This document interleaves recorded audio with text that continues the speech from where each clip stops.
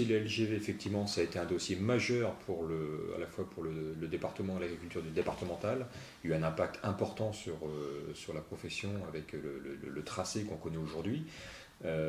C'était un dossier qui a été tout de suite investi par les élus de l'UDSEA. C'est quelque chose qu'on a investi dès l'écriture des protocoles, les accords avec le concessionnaire, le constructeur de la ligne, et puis pour répondre à tous les engagements de l'État. Donc c'est un dossier qui a été très lourd, mené conjointement avec les services de l'État et la Chambre d'agriculture, donc c'est un sujet majeur effectivement. Quelques faits d'armes effectivement liés au dossier de la LGV. Le premier, c'était sur une défense collective entre guillemets par rapport à l'ensemble du tracé qui impactait le sud du département.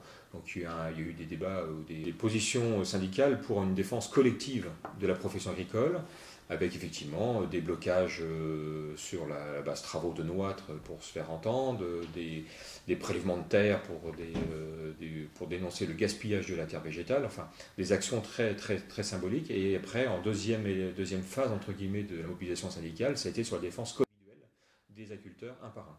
Et là, on pouvait noter effectivement une défense individuelle des adhérents de l'UDSEA, bien sûr, mais aussi de toute sensibilité des agriculteurs qui ont su reconnaître notre savoir-faire dans l'accompagnement individuel sur ce dossier-là.